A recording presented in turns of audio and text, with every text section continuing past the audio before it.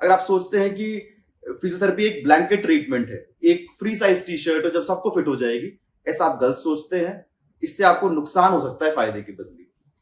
समझने की बात यह है कि फिजियोथेरेपी भी एक proper scientific based, science backed programme होता है। अगर आपको एक्सरसाइज करके भी आराम नहीं आ रहा है तो हो सकता है कि आप उस बीमारी के लिए गलत एक्सरसाइज कर रहे हैं उसमें। और फिजियोथेरेपी डायग्नोसिस के हिसाब से की जाए, लो बैक के कम से कम 70% पेशेंट्स केवल फिजियोथेरेपी से सही हो सकते हैं, प्रोवाइडेड कि उनकी डायग्नोसिस ठीक हो और फिजियोथेरेपी डायग्नोसिस के हिसाब से की जाए, टेलर्ड फिजियोथेरेपी हो। अगर आप सोचते हैं कि फिजियोथेरेपी एक ब्लैंकेट ट्रीटमेंट है, एक फ्री साइज टी शर्ट है जब सबको फिट हो जाएगी, ऐसा आप गलत सोचते हैं। इससे आपको नुकसान हो सकता है फायदे की बदले। देखिए, समझते हैं ऐसा क्यों मैं कह रहा हूं। बैक एक सुनने में लगता है कि कमर का दर्द है, बड़ी सिंपल सी चीज है, लेकिन अगर इसकी डेप्थ में जाएं, साइंस में जाएं, तो इसके बहुत सारे कॉज हो सकते हैं। 20, 25, 30 कॉज होते हैं इसके। अगर हम केवल डिस्क के रिलेटेड कॉजेज की बात करें तो disc derangement, disc degeneration, annular tears, slip disc, उसमें भी acute slip disc, chronic slip disc, इन सब के कॉजेज अलग हैं, क्लिनिकल फीचर्स, सिम्टम्स अलग अलग होते हैं, डायग्नोसिस अलग अलग हो सकती है, ट्रीटमेंट्स अलग हो सकते हैं। तो इसकी फिजियोथेरेपी सेम कैसे हो सकती है? सिमिलरली अगर हम मस्कुलर कॉजेज की बात करें तो muscle spasm, muscle fatigue, muscle weakness, muscle dysfunction, myofascial pains, सबके अंदर मसल्स है, लेकिन ये पांचों अलग अलग एंटिटीज हैं, पांचों के अलग अलग डायग्नोसिस है, पांचों के अलग अलग ट्रीटमेंट्स हैं। तो पांचों की सेम फिजियोथेरेपी कैसे हो सकती है? ये केवल मैंने मसल और डिस्क की बात की है, ऐसे तो बहुत सारे कॉजेज होते हैं, जैसे फैसेट ज्वाइंट का पेन, सेक्रोइलियक ज्वाइंट का पेन, जो सब लो बैक एक के कॉजेज होते हैं। इसके अलावा कोई इन्फ्लेमेटरी कॉज जैसे एंकाइलोसिस स्पॉन्डिलाइटिस, इन्फेक्टिव कॉज जैसे tuberculosis, referred pain, so many causes are there. तो जिनके सबके ट्रीटमेंट्स अलग अलग हैं, डायग्नोसिस सिम्टम्स अलग अलग हैं, तो फिजियोथेरेपी कॉमन कैसे हो सकती है? हम इसको रेलेवेंट क्लिनिकल एग्जांपल से, क्लिनिकल मिस्टेक से समझते हैं। अगर आपको एक non specific low back pain है जो जनरली मसल स्ट्रेन से, मसल इंबैलेंस से होता है, पुअर कोर से होता है, तो उसमें 70% टाइम्स जो ब्लैंकेट ट्रीटमेंट जो दिया जाता है वो काम करता है, जिसके अंदर कोर्स करने एक्सरसाइज होती है 70% टाइम्स। लेकिन 30% का क्या, जिसके अंदर जो ब्लैंकेट ट्रीटमेंट है वो गड़बड़ कर देगा। It can worsen your low back ache. मैंने जनरली प्रिस्क्रिप्शन से देखा है, लो बैक एक लिख देते हैं for this much duration, and treatment के अंदर ये दवाइयां एंड देन फिजियोथेरेपी या फिर कोर स्ट्रेंथनिंग एक्सरसाइजेस। ऐसा सब केस के लिए नहीं होता। इस चीज को हम रियल क्लिनिकल मिस्टेक से समझते हैं। फॉर एग्जाम्पल, आपको या फिर किसी को हाल ही में स्लिप डिस्क हुआ है, तो कोर स्ट्रेंथनिंग एक्सरसाइज जिस ऑर्डर में कराई जाती है वो आपके दर्द को बढ़ा सकती है, वर्सन कर सकती है।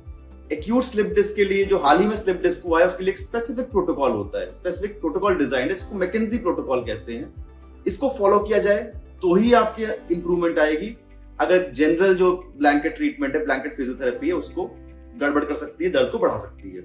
वहीं अगर आपको क्रोनिक शियाटिका है, लंबे टाइम से शियाटिका है, तो कुछ होता है जिसको कहते हैं माइंड मसल इनकोऑर्डिनेशन। उस अंदर क्या होता है, कुछ मसल्स जो कोर की हैं वो काम ही नहीं करती, उसको कंपनसेट करने के लिए बाकी की मसल्स हैं वो ज्यादा काम करती हैं, थक जाती हैं, फटीग हो जाती हैं।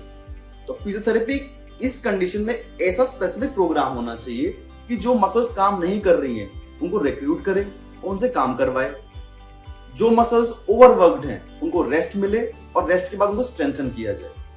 इसीलिए आपने देखा होगा कि लंबे टाइम से अगर शियाटिका है किसी को, तो उसे दर्द नहीं, उसका पोस्चर, उसका गेट भी खराब हो जाता है। और अगर फिजियोथेरेपी इन दोनों एस्पेक्ट्स को कवर करे, तभी पेशेंट की जो पोस्चर है, उसकी जो गेट है, वो इंप्रूव हो सकता है। साथ ही में इसके अंदर माइंड मसल की रिट्रेनिंग की, साइकोथेरेपी की, एजुकेशन की भी जरूरत होती है। केवल फिजियोथेरेपी क्रोनिक शियाटिका में सफिशिएंट नहीं होती है।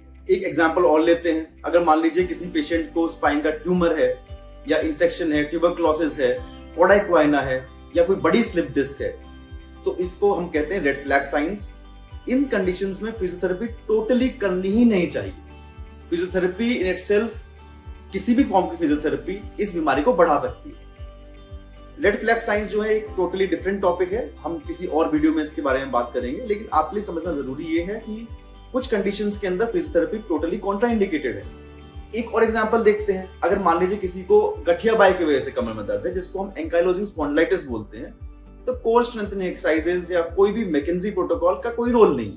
उसके अंदर जनरल बॉडी स्ट्रेचिंग, जिसके अंदर योगा, जनरलाइज्ड बॉडी की फिजियोथेरेपी, पूरी बॉडी की फिजियोथेरेपी या कुछ और मोडालिटी जैसे स्विमिंग, इस तरह की स्ट्रेचिंग एक्सरसाइज जरूरी है। फिजियोथेरेपी जो ब्लैंकेट ट्रीटमेंट है उसका कोई रोल ही नहीं है इस कंडीशन के अंदर। एक और क्लिनिकल कंडीशन है जिसको हम पायरिफॉर्मिस सिंड्रोम कहते हैं, जो बिल्कुल स्लिप डिस्क जैसे या शियाटिका जैसे प्रेजेंट करती है कि कमर में दर्द है और पूरे पैर में दर्द जा रहा है।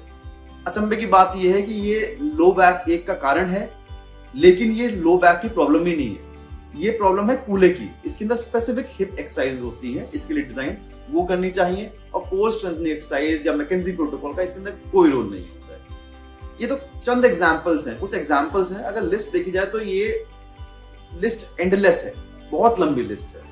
समझने की बात यह है कि फिजियोथेरेपी भी एक proper scientific based, science backed programme होता है। अगर आपको एक्सरसाइज करके भी आराम नहीं आ रहा है तो हो सकता है कि आप उस बीमारी के लिए गलत एक्सरसाइज कर रहे हैं। उसमें गलती एक्सरसाइज की नहीं है, गलती डायग्नोसिस की है, और डायग्नोसिस बेस्ड एक्सरसाइज ही आपको रिलीफ दे सकते हैं। अगर आप भी बैक पेन से सफर करते हैं तो डायरेक्टली इंटरनेट पर देख के एक्सरसाइज के लिए जंप मत कीजिए, फिजियोथेरेपी के लिए जंप मत कीजिए। गेट योरसेल्फ डायग्नोज्ड, पहले डायग्नोसिस बनवाइए, उसके बाद फिजियोथेरेपी उसके लिए स्पेसिफिक जो होती है वो करवाइए। अगर आप भी किसी बैक पेन से सफर करते हैं तो आप अगर हमारी सलाह चाहते हैं तो नीचे दिए गए नंबर पे आप कांटेक्ट कर सकते हैं या व्हाट्सएप कर सकते हैं अपनी report. Thank you so much.